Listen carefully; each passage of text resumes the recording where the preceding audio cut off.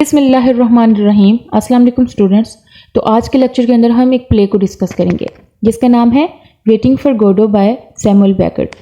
तो स्टार्ट करते हैं आज का लेक्चर। इस लेक्चर के अंदर हम इसकी डिटेल समरी करेंगे और इसके थीम्स को देखेंगे। इस प्ले को 2 एक्ट्स के अंदर डिवाइड किया गया।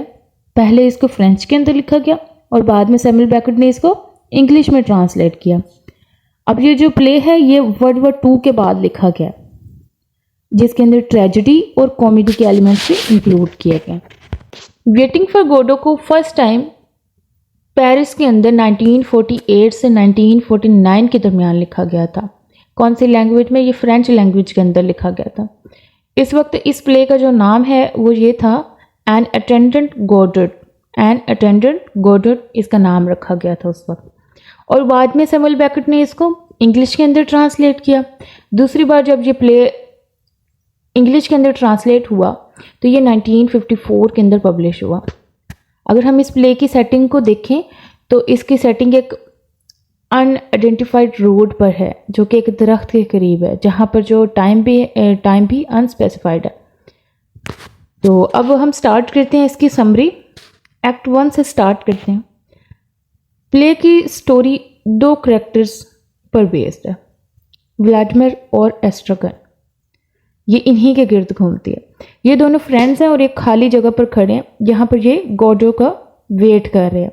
अब इनको खुद भी पता नहीं है कि ये गोडो कौन है और वो कब आएगा या फिर हम उसका वेट क्यों कर रहे हैं। इसको तो ये भी नहीं पता कि हम उनका वेट क्यों कर रहे हैं।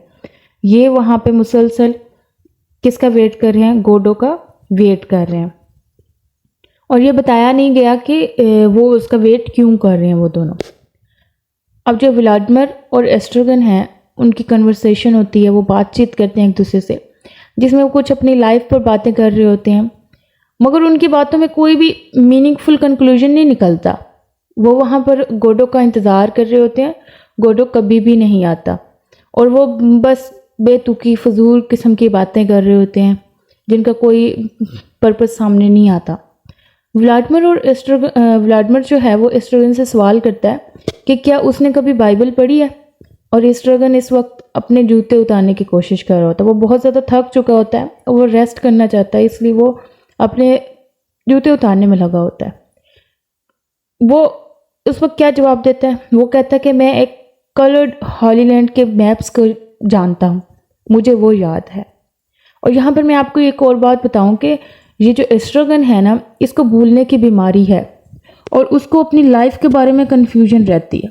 एस्ट्रागन कुछ इस तरह की बातें करता है, कहता है कि तुम्हें याद है व्लादिमीर जब हम बच्चे थे मैं क्या कर रहा था, मैं कहाँ था, गोडो कौन है, क्या वो हमें भूल चुका है? मुझे लगता है कि हम दोनों एक साथ हैं, मगर क्यों हैं? एस्ट्रागन कुछ अजीब सी बातें करने लगता है। और अब वापस वहीं से हम कंटिन्यू करते हैं जहाँ से हम बात कर रहे थे, जब वो बताता है कि मुझे मैप्स के बारे में याद है। कि व्लादिमीर उससे कहता है कि क्या तुम्हें याद है कि जीसस के साथ जो 2 चोरों को भी लटकाया गया था, मगर उनमें से जो एक चोर है वो बच भी गया था। एस्ट्रागन बहुत ज़्यादा थका होता है और अजीब हरकतें कर रहा होता है। एक बार तो वो खुदकुशी करने की भी कोशिश करता है। वो करते हैं कि हम मर जाते हैं इस दरख्त के साथ लटक कर। जिस दरख्त के पास वो खड़े होते हैं ना, वो कहते हैं कि हम इसी दरख्त के साथ लटक के मर जाते हैं। फिर एस्ट्रागन वहाँ से जाने की कोशिश करता है। वो बहुत ही उकताहट का शिकार हो रहा होता है और वो वहाँ से जाने की कोशिश करता है। और व्लादिमीर जो है उसको याद दिलाता है कि नहीं, हम यहाँ से कहीं नहीं जा सकते, हम यहाँ पर तो गोडो का वेट करने के लिए आए थे, हमें कुछ देर और इंतज़ार करना चाहिए। उन दोनों को यही लगता है कि कहीं हम गलत जगह पर तो नहीं आ गए, क्या पता यहाँ पे गोडो कभी हमें मिलेगा भी या नहीं। लेकिन फिर भी वो इसी जगह पर खड़े रहते हैं। उनको यही कोशिश होती है कि वो गोडो से मिलकर ही जाएंगे। एस्ट्रागन जो है वो सो जाता है थकावट की वजह से। और जो व्लादिमीर है वो कहने लगता है कि मैं तुम्हारे बगैर उदास होता हूँ, परेशान होता हूँ, मेरा दिल नहीं लगता तुम्हारे बगैर, और तुम जल्दी से जाग जाओ, तुम्हें सोना नहीं चाहिए। तो यही बातें करता है वो, एस्ट्रागन को जगाने की कोशिश करता है। जब एस्ट्रागन जागता है तो कहता है कि मैंने एक ख्वाब देखा है, तुम मेरा ख्वाब सुनो। लेकिन जो व्लादिमीर है वो कहता है कि तुम अपने फजूल ख्वाब मुझे मत सुनो, मैंने तुम्हारा ख्वाब नहीं सुनना। एस्ट्रागन को बहुत ज़्यादा भूख लगी होती है और व्लादिमीर जो है वो अपनी जेब से इधर उधर पहले देखता है, उसको कुछ मिलता नहीं वहाँ पे, तो वो अपनी जेब से एक गाजर निकालता है, वो उसको दे देता है कि ये लो तुम खा लो इसको। इतने में वो खड़े होते हैं वहीं पर, और वहाँ पर वो दो लोगों को आते हुए देखते हैं, जिसमें एक का नाम पोजो होता है और दूसरे का नाम लकी होता है। अब जो पोजो है, दूसरे आदमी लकी को रस्सी के साथ बांधकर खींच रहा होता है, और एस्ट्रोगन कहता है कि क्या यही तो गोडो नहीं है। एस्ट्रोगन समझता है कि ये गोडो है, और उसी वक्त इस बात का जवाब व्लादिमीर नहीं देता बल्कि पोजो देता है। पोजो कहता है कि नहीं, मैं गोडो नहीं हूँ, बल्कि मैं तुम्हें अपना तारुफ करवाता हूँ।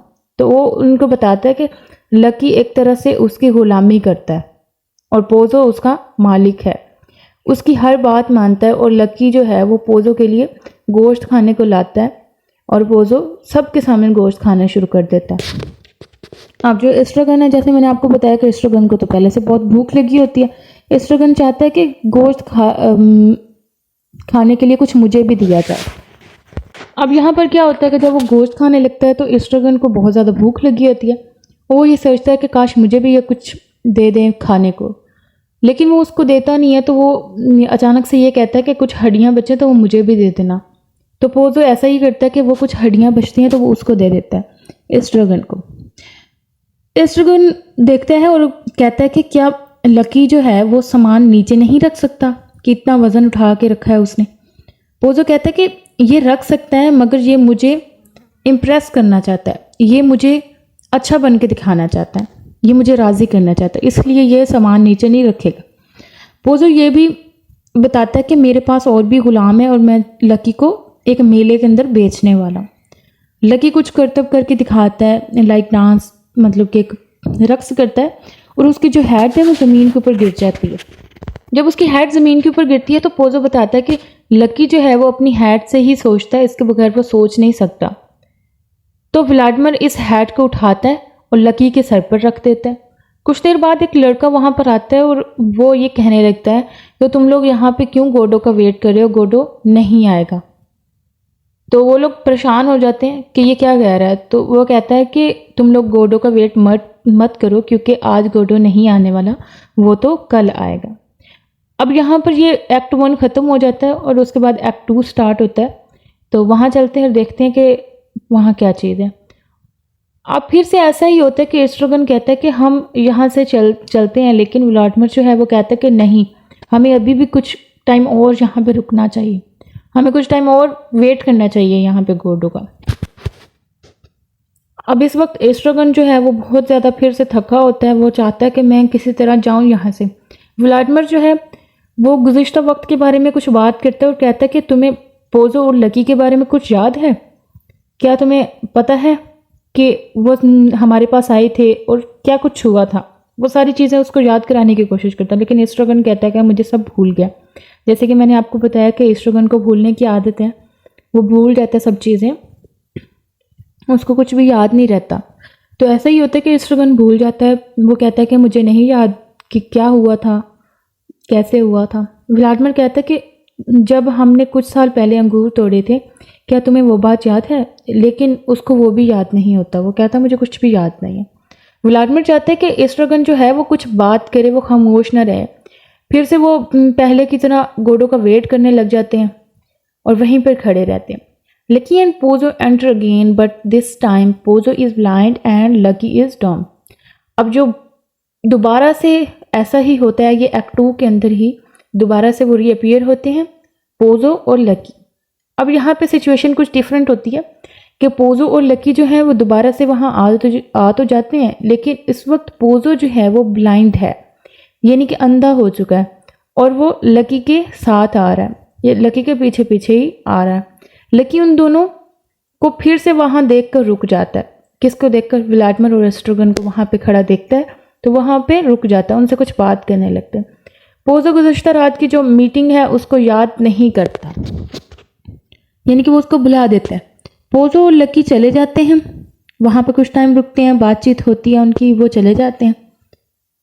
लड़का फिर से आता है और व्लादिमीर को यही बताता है जैसे कि फर्स्ट एक्ट के अंदर लड़का आया था और उसने आके व्लादिमीर और एस्ट्रोगन को बताया था कि गोडो नहीं आएगा। बिल्कुल उसी तरह से दोबारा से वो लड़का वहाँ पे आता है और वो बताता है कि गोडो आज भी नहीं आएगा, तुम लोग यहाँ पे ना रहो, गोडो आज भी नहीं आएगा। अब वो जाने लगते हैं और सोचते हैं कि हमने कल दोबारा तो फिर आना है, इसलिए हमें दूर नहीं जाना चाहिए, हमें इधर ही रहना चाहिए, इस जगह के आसपास कहीं करीब ही रहना चाहिए ताकि हम दोबारा यहाँ पे आ सकें। और वो मुसलसल चाहते हैं कि वो गोडो का वेट करें, उनको इस बात की का भी नहीं पता कि गोडो कभी आएगा या नहीं आएगा, लेकिन वो पूरी कोशिश करते हैं कि हम यहाँ पे रुके रहें और हम गोडो का वेट करें।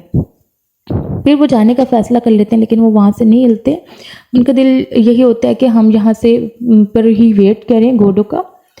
तो इसी के साथ इस प्ले की एंडिंग हो जाती है। तो अब हम इसके थीम्स को देखते हैं। तो इस प्ले के अंदर हमें ह्यूमर एंड एब्सर्ड का थीम नज़र आता है, यानी कि ये जो प्ले है ये टोटली तौर पे एक एब्सर्ड है और मीनिंगलेस है, इसका कोई भी मीनिंग और पर्पस सामने नहीं आता। वेटिंग एंड अनसर्टेनिटी का थीम है इसके अंदर।